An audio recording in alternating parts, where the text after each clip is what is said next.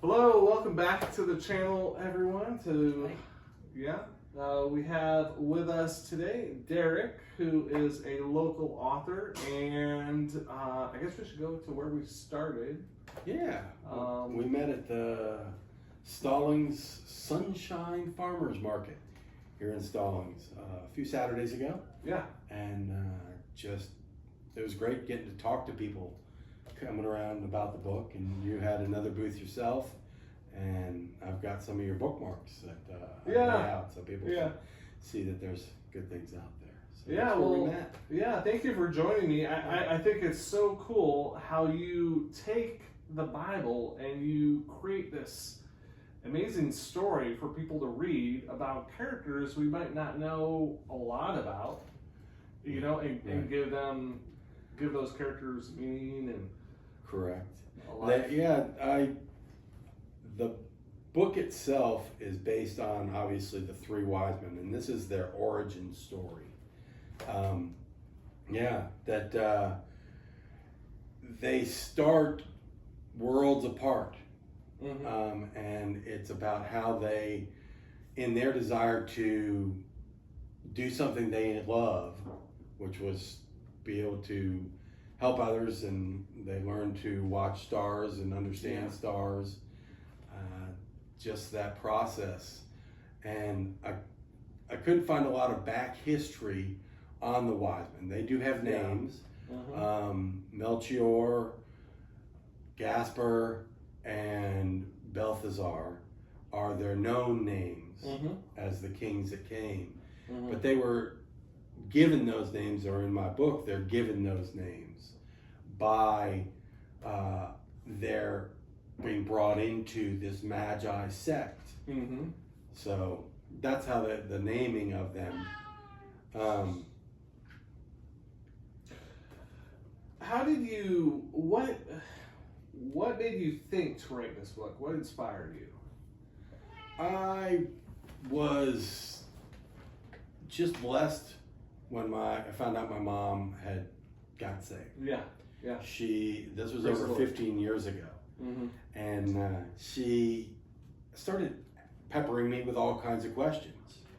She believed the Lord as her Savior, yet she had questions like, who were these wise men?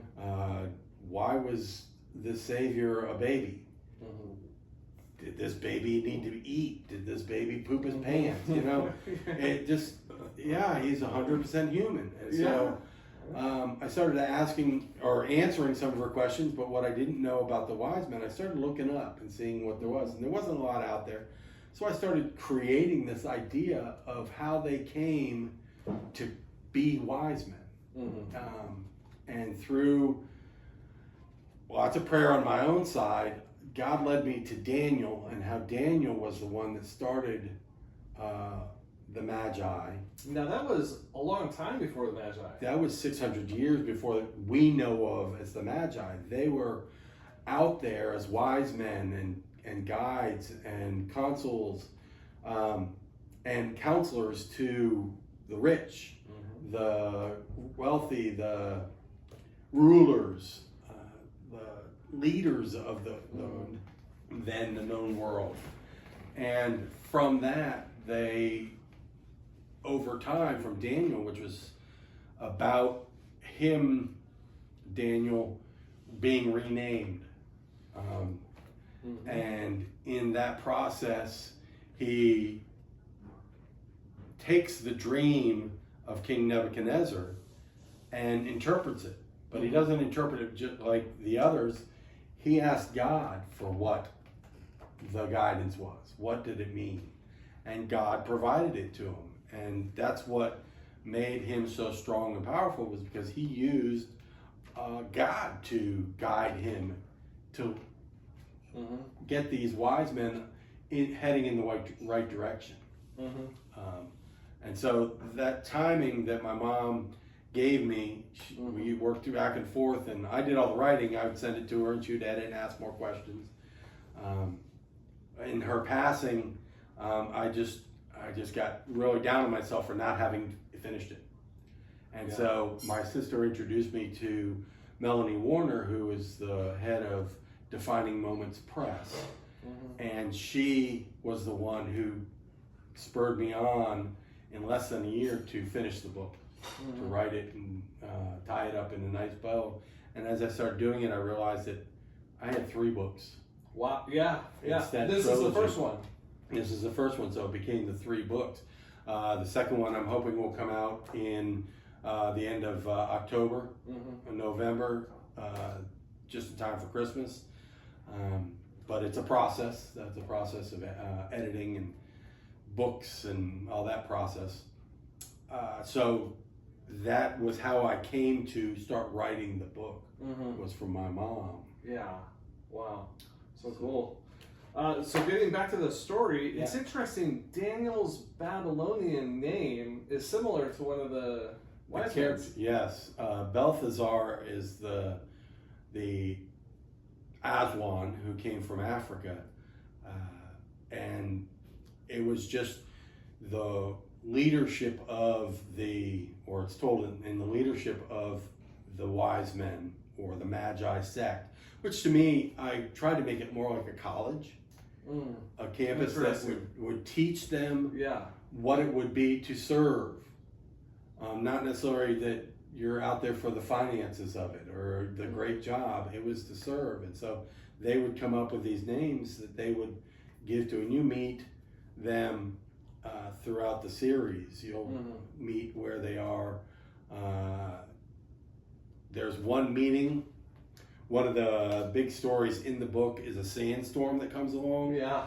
That they all get called together, all the faculty and students of the campus come together and are given assignments to help the city make it and survive, because the sandstorm is so serious that it's going to wipe out the food. It's going to wipe out any sort of living creature that would be in the sand, just the brutality of it. And so they come together, and you hear all these different names that, wow, these are really weird names. But that was where I decided to play into the characters. Can you introduce us to each of the characters? Sure. The first one that has taken my heart was Drummond. He is from the city that the Magi sect are schooled in.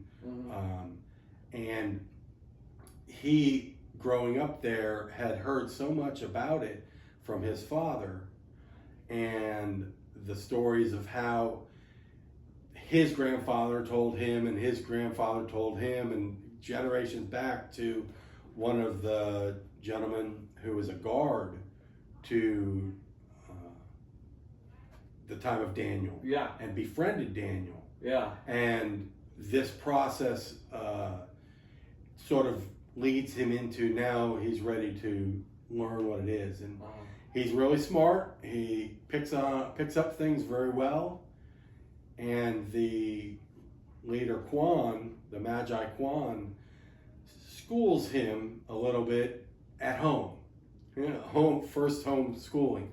And so he's home for 3 or 4 years, or while he's at home, he's sort of being tested and talked to, and finally he's brought in at the age of 17 to be part of the Magi sect. The second one is Aswan. I mentioned he came from Africa, and he was more inclined, he loved stars, and he loved the stories that would come to him from the stars. He never understood, until he became a Magi, why he was told these stories, or he created these stories. But he works his way through Egypt and on up to Celica, to the city where he becomes a Magi. And the third one is, I like to pronounce it Hayo-yu. Okay. It's funny because I even tried it in a pronunciation type program, and it just sounded really funny. So I feel that whoever can name it, whatever pops in your head, and that's what you call him, by all means, that's a good name for him. It comes from China, or that region. And one of the big things that hits him and his family is a huge mudslide. and I make some reference in there because he gets, well, I don't want to give that away. He survives, obviously, but where and how he survives is kind of tied into the Bible. There's sort of a little trick there that, standing on the rock. But his family decides they're going to move because they want better for him. And because he's the language gentleman of the three and just picks up foreign languages with ease. And so they want him to get more, and so they decide to move to the city and see what they can help him become. Yeah. So. Now, one of the things I really like is how they read the stars and their maps and the layers. Yeah. I created a couple different instruments that they use. One was a huge bowl that was painted black and covered in water, and so, or with a layer of water on it, so that when the light came down from the stars, it would reflect back, and so they could look down into this tool instead of staring up at the stars for the whole night, or laying down on their back for the whole night. Which for me, 9 o'clock, I'm out. So it was that tool, and the other one was they came up with a concept of how to see the motion of the stars. It was a little art project that I'd been shown where you can do it in a book. You can take it and you draw a little picture, and then you make a slight change on the next page, and a slight change on the next page, and a slight change. And so as you flip through, your person can walk, or the ball can bounce, or you can do whatever. So that was the concept I had, that they would be able to place these maps, because they track them every night, and be able to lay them down and flip through them. And that was how they saw that the star over Bethlehem wasn't moving, that it was stationary amongst all the other stars. They're like, that's our sign. Let's go. We need to get ready and go. So they got up and it started to head toward Israel. They started to follow the star, get to Egypt, or get to Jerusalem, and they're stopped at the gate by the guards, the king's guards, and from there they are accepted in, but they're trying to find out where the star is leading, where to go next. And so from there they find out from the leaders, the Jewish leaders, where the star is, because they didn't realize the town name of Bethlehem. They were going by the biblical name that is in there, that is similar to Bethlehem, but it's not how they pronounced it there. And so they could have wandered for a long time trying to figure out what the city was. So they also realized that the religious leaders were trying to protect themselves from the wrath of Herod. They didn't want to get caught up in something, but they also didn't think it was the time. There was too much turmoil going on around them that, I mean, the census was happening, and the world was just crazy, and it doesn't, why would God send, they're questioning God, but why would God send somebody now? We don't, this isn't the time. And so they were just, you go on, you wise men, you take off, and I'll tell you where it's supposedly said, but there's no one there. And so they head on. They head on from there. Wow. So if someone's interested in your book, where can they get it? It is on Amazon. Okay. It is in paperback and electronic version. So if you like reading it on your tablet. The We Three, Their Beginnings, easily found. Like I said, I'm going to be at the farmers market in Stallings here again for the next 2 weekends. But that's what I'm trying to do, is get out to meet people, show people that there's a book out there. I'm working on some speaking engagements at some churches. So if folks want to hear me, come talk to them about Daniel and the Three Wise Men and baby Jesus. And when does the next book come out? Since you mentioned a trilogy. I'm looking for it to come out the end of October. Okay. I've got most of it written. I'm just trying to tie up and make connections it's wild. I wasn't a writer. I was a C student in high school and college, and so I don't use big words. I keep it simple and easy. I just have to spend a little more time doing the editing and make sure the left hand realizes that the right hand is doing and all that kind of thing. So yeah, I'm looking at the end of October. But again, that's if the publisher's pushing for me. And I finally, this book, I had over 80 objects of covers that I had to choose from. And I narrowed it down to 6. Some of them were just adjustments that I had asked for, but it ended up being a total of 80, and I dropped it down to 6, and then had people vote on it through social media, and got their opinions, and this was the one I settled on, and everybody's like, "Oh yeah, that's the one I voted for." Okay. So it's really funny that people like it. I'm glad they do. Yeah, so. And I just to add, and thank you for coming. Yeah. It is so cool how you base your story, the characters on the Bible, and then you add to that. Yeah, it's biblical fiction. It is biblical fiction.